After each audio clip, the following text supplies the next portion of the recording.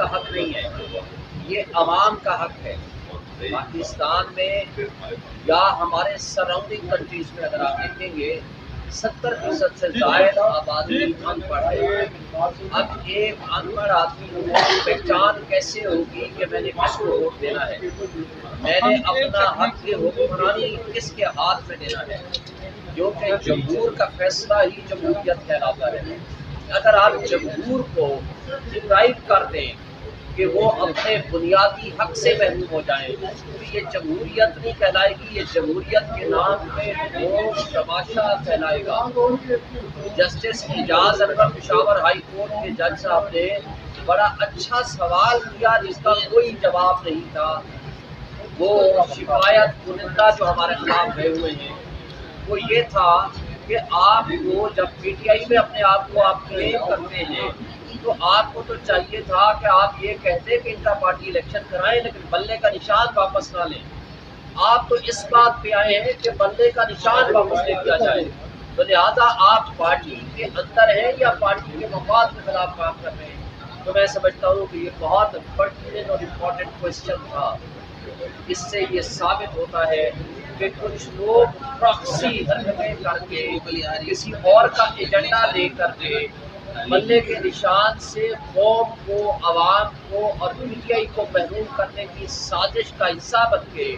ہمارے خلاف election commission میں گئے، لیکن بدقسمتی سے الیکشن کمیشن اس وقت سہولت کاری کر رہا ہے اس مافیا کو واقعات دینے کے لیے، اس شہنشاہ کرپشن نواز شریف اور اس کے لواحقین کو یہ بینیفٹ دینے کے لیے کہ کسی طریقے سے کمپٹیٹو پروسیس سے سب سے بڑی political party P T I کو وہاں سے آؤٹ کر دیا جائے۔ کل ہی پرسوں ہی میرے حلقے سے جو کہ NA47 سے میں الیکشن لڑ رہا ہوں، ہمارے ایک دوست سوشل میڈیا کے اس نے سروے کیا جو کل آپ نے دیکھا ہوگا، جس میں 90% ہمارے ساتھ عوام اور قوم کھڑی ہے پی ٹی آئی اور ہم میرے ساتھ کھڑی ہے، جبکہ اس کے مد مقابل 10% سے بھی کم پی ڈی ایم کی تمام جماعتوں کو وہ ووٹ ملے۔ وہ پورے ایریا اور حلقے کا یہ ایک سروے تھا، اور پھر جب سروے ہمارے حق میں آنے شروع ہوئے، اس کے باوجود کہ الیکٹرانک میڈیا میں ہمارے اوپر بہت ساری پابندیاں عائد ہیں، کچھ نادیدہ لوگوں کے کہنے پہ یا مافیا کے ساتھ آشیرواد کرتے ہوئے، لیکن اس کے باوجود جب انہوں نے اور سنو ٹی وی نے اور کئی ٹی ویز نے جب وہ سروے جاری کیے تو کیمرہ بیچ میں آ گیا سہولت کاری کرتے ہوئے کہ جناب کوئی جو ہے الیکٹرانک میڈیا کا یا ٹی وی چینل سروے نہ دکھایا کرے۔ بھائی یہ الیکشن ہے یا یہ سلیکشن ہے؟ پوری دنیا میں سروے دکھائے جاتے ہیں، پوری دنیا میں یہ موقع دیا جاتا ہے کہ تمام پارٹیز کا سروے کیا جائے، اور صحافت کی آزادی ہے، اس میں رائٹ ٹو انفارمیشن ہے۔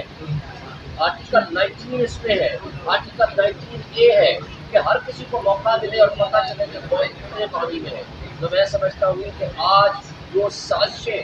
پی ٹی آئی اور پی ٹی آئی کے لیڈرز اور پی ٹی آئی کے ورکرز کے خلاف ہو رہی ہے، یہ بہت قابل مذمت ہے۔ صرف یہی نہیں بلکہ اس کے ساتھ آپ نے پچھلے 15 دن کا ملاحظہ کیا، نامینیشن فارم جیتنے، اسکینڈل پروپوزل کو اٹھانے، اغوا کرنے، تشدد کرنے، کینڈیڈیٹس کے اوپر تشدد کرنے، ان کو اٹھانے، اغوا کرنے، ان کو گرفتاریاں، یہ سارے اس پروسیس کا حصہ رہی۔ اور جس ووٹ کے حساب سے ریٹرننگ آفیسر نے ہمارے نامینیشن فارم ریجیکٹ کرے مشہور دینے، میں سمجھتا ہوں کہ یہ نہایت قابل مذمت حرکت ہے، یہ آئین کی خلاف ورزی ہے، یہ قانون کی خلاف ورزی ہے، یہ آئین اور جمہوریت کا تماشا دور کرنے کے برابر ہے۔ اغوا کرنے، ان کو گرفتاریاں، یہ سارے اس پروسیس کا حصہ رہی۔ اور جس ووٹ کے حساب سے ریٹرننگ آفیسر نے ہمارے نامینیشن فارم ریجیکٹ کرے مشہور دینے، میں سمجھتا ہوں کہ یہ نہایت قابل مذمت حرکت ہے، یہ آئین کی خلاف ورزی ہے، یہ قانون کی خلاف ورزی ہے، یہ آئین اور جمہوریت کا تماشا دور کرنے کے برابر ہے۔ دیکھیں آج ہم آگے چلتے ہیں، جو ماضی میں ہوا چھوڑ دیں فار دی ٹائم بینگ، لیکن کیا ہم فری اینڈ فیئر الیکشن کے بغیر اس ملک کی جمہوریت کو مضبوط کر سکتے ہیں؟ جواب ایک بھی ہے نہیں۔ یا فیئر ٹرانسپیرنٹ الیکشن کے بغیر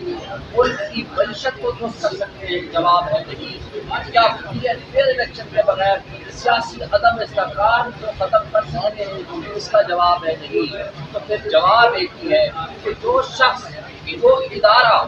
جو لوگ اس ملک کے ساتھ مخلص ہیں، ان کے لیے ایک ہی ہدایت اور نصیحت ہے کہ آئیں اس ملک کی جڑیں کھوکھلی کرنے کی بجائے، اس ملک کے اکائیوں کو کمزور کرنے کی بجائے آئیں ہم مضبوطی کے ساتھ اس ملک کو مضبوط کریں، اور اس کا واحد حل فری اینڈ فیئر الیکشن ہے۔ اس لیے کہ آپ کے پاس ڈالر کا انفلو کب آئے گا؟ جب آپ ایک مستحکم حکومت بنائیں گے جس کو پبلک کی سپورٹ حاصل ہوگی۔ اس لیے کہ آپ کو جب سخت فیصلے کرنے ہوں گے تو پبلک کی سپورٹ کے بغیر نہیں کر سکیں گے، ورنہ جو تماشا ہم نے 18 مہینے میں پی ڈی ایم کی حکومتوں کے درمیان دیکھا، اس ملک کو ڈسوار کے قریب لے گئے، تو اس سے زیادہ بدتر صورتحال ہوگی، کیونکہ لولے لنگڑے اور سیاسی یتیم اگر ہمارے سروں پہ مسلط کرنے کی کوشش کریں گے تو اس کا انجام یہ ہوگا کہ آج آپ کا ڈالر انفلو بند ہو،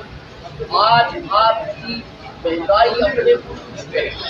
آج بجلی کا ریٹ آپ دیکھ لیں، پیٹرول کو دیکھ لیں، ڈالر کا ریٹ دیکھ لیں، آپ بدترین معاشی تباہی کی طرف جا رہے ہیں۔ جبکہ اس کے مقابل میں عمران خان کا جو لاسٹ ڈیٹ تھا، اس کے باوجود 3.5 پونے 4 سالوں میں 2 سال ان کا کورونا میں بھی گزرا، پھر وہ last time 6.2% G D P,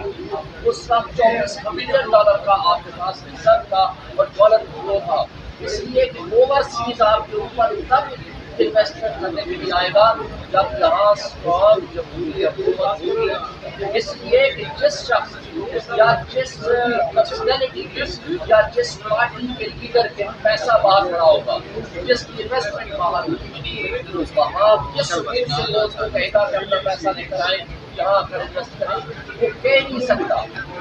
اس لیے میں سمجھتا ہوں کہ پی ٹی آئی کے ساتھ آج 80 سے 90% عوام کھڑی ہے، اور عمران خان واحد لیڈر ہے، لیڈر ہے جس کے اوپر 100% ٹرسٹ کرتے ہیں۔ آج وہ اپنا پیسہ لے کر جائیں گے، انویسٹمنٹ کریں گے، ہمارے ملک کو ترقی ملے گی، ہمارے ملک کو معاشی سے آئے گی، ملک کی سیاسی عدم استحکام کم ہوگا اور ہمارے مسائل کم ہوں گے، ورنہ نیشنل سیکورٹی کی ایٹ رسک میں بات ہو جائے گی۔ اگر عمران خان اسی طرح ایک شخص عمران خان کی ماسٹری میں تمام اداروں کو تمام بنا دیا گیا ہے اور تمام ادارے باندھی بن کے مافیا کے سامنے سب کو ہو کے کھڑے ہوئے ہیں، اور یہ قابل افسوس بات ہے، اس سے ہماری ملک کو نقصان ہوگا اور الیکشن کو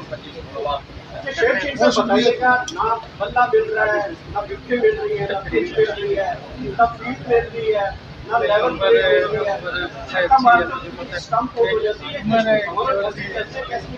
کریں؟ آج بھی تھر تھر کانپ رہے وہ لوگ جو ہمیں بندے کا نشان نہیں لیتے۔